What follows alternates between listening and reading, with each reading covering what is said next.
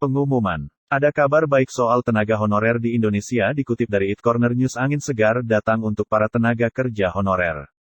Mereka tak akan langsung diberhentikan pada 2023. Menteri Pendayagunaan Aparatur Negara dan Reformasi Birokrasi, PANRB, Cahyokumolo menegaskan kebijakan ini adalah amanat Undang-Undang No. 5/2014 tentang ASN yang disepakati bersama Dewan Perwakilan Rakyat, DPR. Tenaga honorer sekarang kesejahteraannya jauh di bawah UMR. Pemerintah dan DPR mencari jalan agar kompensasi tenaga honorer bisa setara dengan UMR, jelas Cahyo melalui keterangan resmi, dikutip Sabtu, tanggal 11 Juni tahun 2022. Sejauh ini, banyak anggapan yang mengatakan bahwa pengangkatan tenaga non-ASN adalah perintah pemerintah pusat. Namun, Menteri Cahyo menjelaskan bahwa anggapan tersebut adalah salah. Sejak beberapa tahun lalu, rekrutmen tenaga honorer diangkat secara mandiri oleh masing-masing instansi. Tujuannya agar ada standarisasi rekrutmen dan upah sehingga tenaga non-ASN itu diharapkan dapat ditata.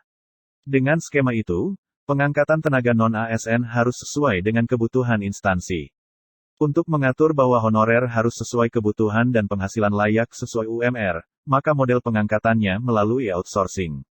Yang saat ini statusnya honorer tidak langsung diberhentikan tahun 2023. Tenaga non-ASN tetap dibutuhkan, hanya saja pola rekrutmennya ke depan harus sesuai kebutuhan mendapat penghasilan layak, setidaknya sesuai UMR, kata Cahyo. Pemerintah juga mendorong tenaga honorer kategori 2, THK2, atau tenaga non-ASN lain untuk ikut seleksi calon ASN. Seleksi ini bisa diikuti oleh tenaga honorer melalui jalur calon pegawai negeri sipil, CPNS, maupun pegawai pemerintah dengan perjanjian kerja, PPPK, sesuai dengan pemenuhan syarat masing-masing individu. Sementara itu, Deputi Bidang SDM Aparatur Kementerian PANRB Alex Denny mengatakan, secara kebijakan kesepakatan penanganan tenaga honorer oleh pemerintah diatur dalam PP No. 48/2005 Jo PP No.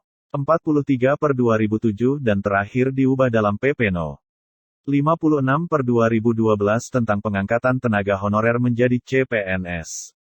Sejak 2012, pengangkatan pegawai non-ASN khusus pegawai honorer seharusnya tidak dilakukan oleh KLD. Bagi tenaga non-ASN yang memenuhi syarat menjadi CPNS atau PPPK, pemerintah mendorong agar mengikuti seleksi yang dibuka pada tahun ini, ujar Alex Denny.